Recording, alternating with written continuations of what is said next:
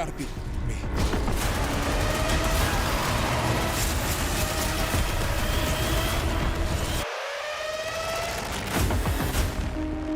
In Afghanistan, a convoy of military trucks moves through a remote area to assist another convoy that has been stranded on the road for hours. A staff sergeant begins complaining about the mission he thinks is pointless, although he is really just teasing his brother who is serving alongside him. While the staff sergeant is fixing one of the trucks, his brother says they should be fighting on the front lines.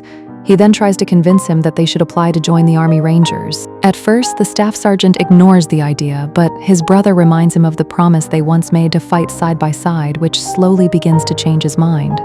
Suddenly, a missile hits one of the trucks, followed by the truck in front of them exploding, forcing the soldiers to quickly grab their weapons and return fire. The staff sergeant runs for cover, but a missile strikes nearby and knocks him unconscious. When he finally wakes up, he painfully pulls a piece of shrapnel from his leg. Looking around, he realizes in horror that he is the only soldier who survived the attack. He crawls toward his brother and breaks down when he sees his lifeless body. 2 years later, the staff sergeant wakes up on a bus after reliving the nightmare in his dreams once again. He now wears a brace on his injured leg and relies on antidepressants to get through his days. The bus drops him off at the Ranger training base in Colorado, where he begins the brutal assessment and selection program. In the welcome hall, all recruits must surrender anything personal and place their names, paperwork, and ranks into a bag. Each recruit is assigned a number, and the staff sergeant is given number 81. Because of his impressive record, he's offered the role of team leader, but he turns it down. Soon after, First Sergeant Torres gives them a blunt speech about what lies ahead. The training will last 8 grueling weeks, designed to push their emotional, physical, and mental limits. If they survive long enough to reach the final stage, they'll face a 24-hour simulated mission called the Death March, which ends only when they cross the finish line. That's the only way they can earn the right to become a Ranger. The training begins with the classic physical tests that measure their speed and endurance, while instructors throw water on them to simulate harsh rain. It's basic Army training on the surface, but by the end of the day, several recruits are still eliminated for failing. The second round is even more exhausting. This time, it includes intense nighttime workouts in the rain and long underwater endurance drills. As the days go by, more and more recruits are forced to drop out. After 4 weeks, the training moves deep into the woods. While the other soldiers talk and start bonding, number 81 keeps running far ahead of everyone else. By the time the others finally arrive, he's already heading back. The recruits tease him for it, but he ignores them completely. Even during meals, number 81 chooses to sit alone. The next exercises involve climbing a rope over a river and engaging in hand-to-hand combat drills. And once again, 81 proves he's better than most of the recruits. One afternoon, Torres asks the group who actually has real combat experience, and only a handful of them raise their hands. When it's 81's turn to speak, the mood suddenly turns tense because most of the recruits already know what happened to his convoy. After a long day at the shooting range, the team sits down for dinner, and those who know about 81 begin telling the story to the ones who don't. It turns out 81 carried his brother's body nearly 10 miles back to base and was awarded the Silver Star for it. When the recruits try to ask him about it, they're immediately scolded for gossiping and punished with even more exercises. Meanwhile, on the news, reporters reveal that NASA has detected an asteroid that will soon pass dangerously close to Earth. As the days go by, the training grows even tougher and more recruits are forced to drop out. 81 always waits until everyone else is asleep before secretly taking his medication, but one night recruit 7 catches him in the act. The next day during a break, 7 casually guesses the meaning of one of 81's tattoos but refuses to explain how he knows, leaving 81 confused. The following training sessions focus on simulated rescue missions and combat scenarios. Even though the explosions are fake, they still trigger painful memories of the attack for 81. During the next underwater endurance drill, 81 pushes himself forward by remembering his brother and the guilt of not saving him, refusing to ever feel that helpless again. He stays underwater for far too long and nearly drowns, forcing the other soldiers to drag him out and perform CPR. Later, while waiting outside his superior's office, 81 watches the news as reporters announce that the asteroid has begun breaking apart. Experts now believe it may actually be a cluster of smaller interstellar fragments instead of a single asteroid. Inside the office, Torres and Sheridan advise 81 to quit the program because they're concerned about his mental state. He keeps to himself and never sought therapy after the traumatic incident. The sergeants believe he's the most promising candidate in the program, which is exactly why they want him to quit before they're forced to remove him. After a brief outburst, 81 calmly refuses their advice and walks out of the office. When several underperforming recruits are dismissed later, 81 briefly thinks his turn has come. Instead, he's revealed to be one of the few soldiers who actually passed the course. Now the remaining team has just 30 minutes to gear up for the final test. The others celebrate their achievement, but 81 remains completely stoic. Inside the hangar, Torres shows them a map of the terrain and explains the details of the death match. A classified aircraft has supposedly been shot down behind enemy lines, and their mission is to cross hostile territory and destroy the wreckage before it falls into the wrong hands. After that, they must locate a rebel village and rescue the missing pilot. To everyone's surprise, 81 is appointed as the team leader. The recruits board several helicopters, which quickly lift off into the night.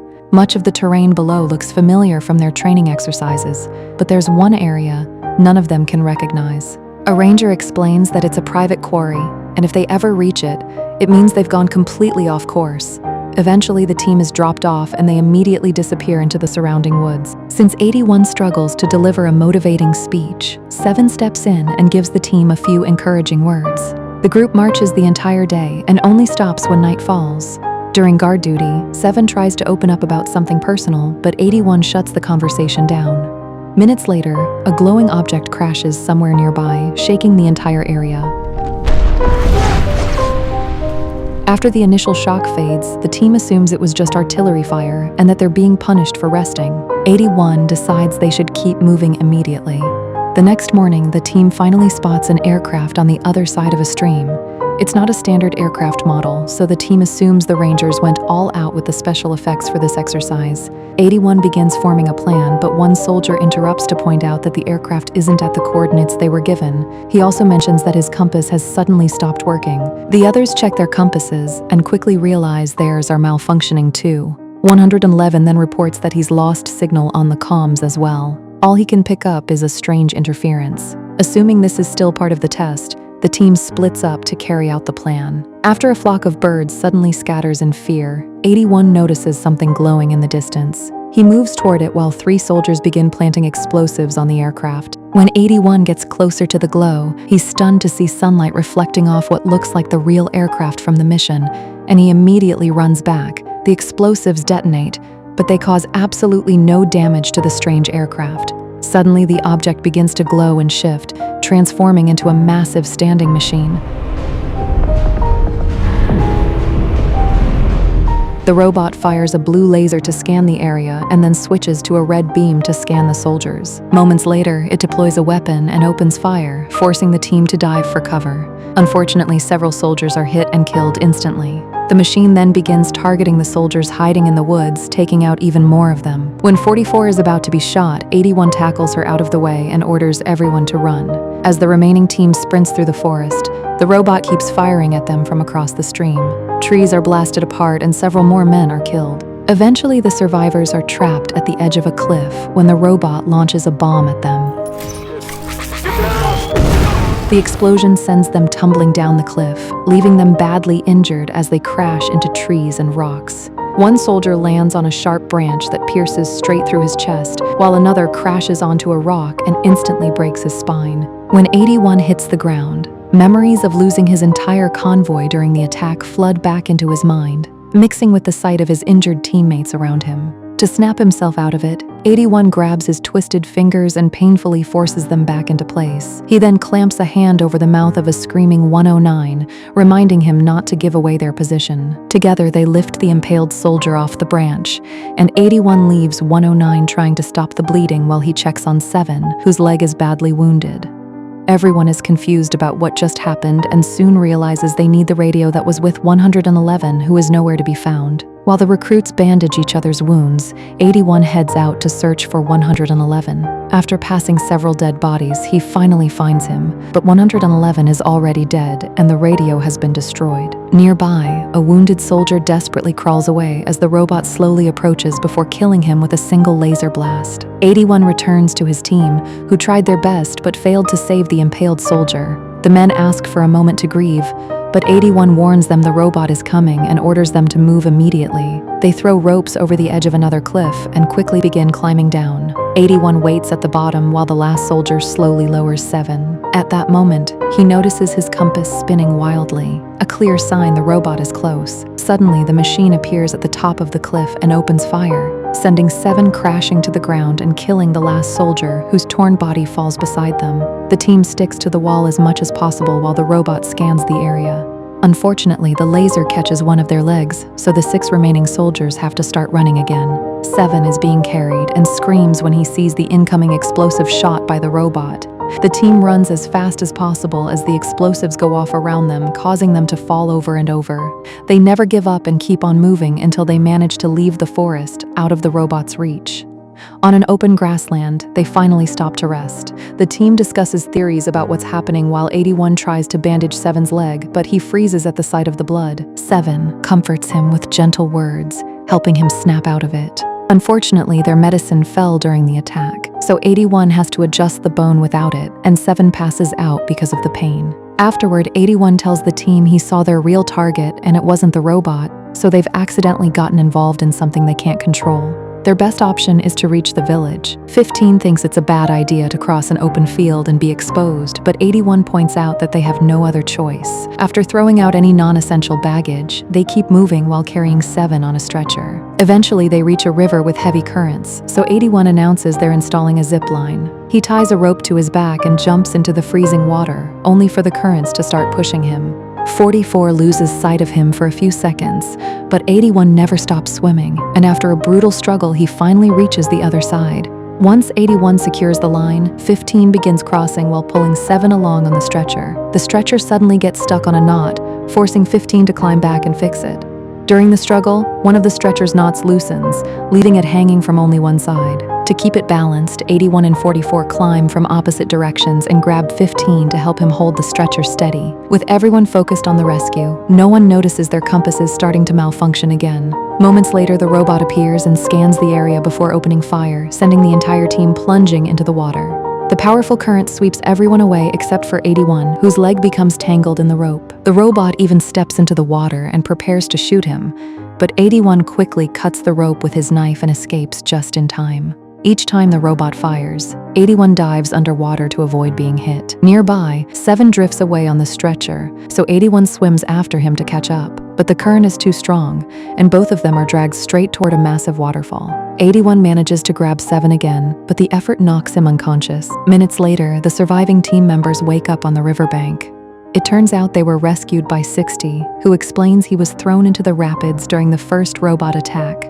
Believing everyone else was dead, he kept traveling until he eventually saw the surviving soldiers coming down the waterfall. After spotting another body floating in the water, 81 grimly announces that it's time to keep moving. After hours of trekking through hills and dense forest, 81 suddenly stops the team when he notices a trap. A rope tied between trees is connected to a flare, meaning it was originally set up by their sergeants as part of the mission exercise. They carefully avoid triggering it and continue forward until they finally reach the village, only to find it completely destroyed by the robot. The communication antenna has been smashed, which explains why none of their radios were working. 81 studies the pattern of destruction and then looks up toward the mountain, where he spots thick black smoke rising into the sky. The team slowly realizes that the robot must have arrived with the fragmented asteroid, meaning the technology is alien. Just then they hear a weak voice calling out, so they move some debris and discover a badly burned sergeant. He gives them one final look before dying. Nearby they find a tank,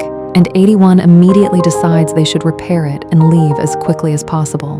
But 15 asks for a moment to process everything and angrily criticizes 81 for acting like he has no emotions, which finally makes 81 snap. He grabs 15 by the collar and explains that after the convoy incident, he never actually made it back to base. He woke up in a hospital while his brother's body was already sealed inside a coffin on a plane. Doctors later told him he collapsed just 100 yards from the perimeter, meaning his brother died because 81 couldn't keep going a little longer.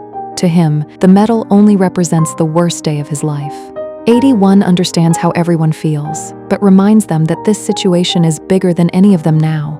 They have to get back to the base and warn the world about the alien threat. At first, 15 can only stand there, watching as the others are inspired by 81's words and rush to help. The tank still refuses to start, so 15 finally jumps in and uses his mechanical skills to get the engine running. The team then ties a rope to pull the tank free from the wreckage, and the movement shakes open a storage compartment filled with food that 44 quickly shares with everyone. Just then a flare shoots into the sky, and the team realizes the robot must have triggered the trap they found earlier.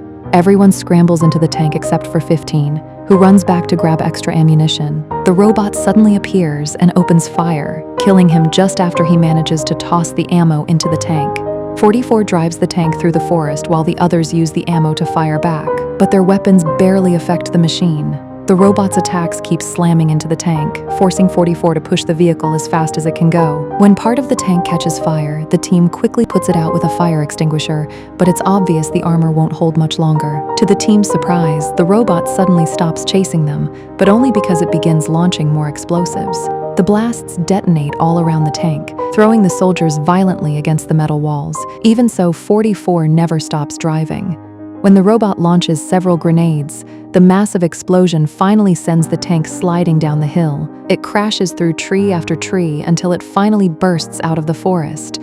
And for a moment, the team no longer sees the robot behind them. Unfortunately, that's because the robot is now above them. It leaps off a cliff and lands directly in front of the tank before firing a powerful laser beam. 44 manages to swerve away just in time, but the robot immediately starts chasing them again. The soldiers fire back with every weapon they have, but it's useless, and during the chaos, 109 loses an arm. The robot fires its laser again, and although 44 desperately tries to dodge it, the tank still loses half of its armor. In the chaos, 7 suddenly slips out, and 81 grabs the stretcher's rope to keep him from falling. But another blast from the robot makes him lose his grip, sending 7 crashing onto the road. Desperate, 81 fires at the mountainside, triggering a landslide that crashes down and buries the robot. At that very moment, the tank explodes. 81 suddenly wakes up and begins searching the wreckage around him. Tragically, everyone else has been burned to death, leaving him as the only survivor. When he notices sparks flickering between the rocks, 81 rushes over, hoping to find the robot, but all he discovers is one of its severed arms. As he turns around, he sees the rest of the robot still functioning, transmitting a signal into space. Afterward, 81 runs back to the road and finds 7 still lying on the stretcher. Suddenly, the robot fires at the wrecked tank before moving closer to investigate, forcing 81 to run off while dragging 7 with him. For the next several hours, 81 keeps pulling the stretcher, refusing to abandon his teammate. He pushes forward through heavy rain until he gets stuck in thick mud, where the rope suddenly snaps. He slips several times while trying to move again, just as his watch starts beeping to signal that the 24 hours to complete the mission are over. At that moment, 7 wakes up and reveals he once served in the same unit as 81's brother, who constantly talked about becoming a ranger. 7 tells him that 81 hasn't failed at all, because he never gave up. Their conversation is suddenly interrupted when the robot begins scanning the area again, and 81 notices smoke venting from its body. Realizing it might be overheating, he also spots the nearby quarry and quickly forms a plan. After hiding 7 safely, 81 runs to the private quarry where he finds sticks of dynamite, a flare gun, and a remote that controls the rock carrier. Soon the robot enters the forest and almost discovers 7, but 81 fires the flare to lure it toward the quarry instead. The moment the machine enters the quarry, the planted dynamite explodes and knocks the robot to the ground. Right after that, 81 bursts out driving a bulldozer and shoves the robot against the quarry wall. As the robot struggles to fight back, 81 activates the rock carrier, sending massive stones crashing down on top of it.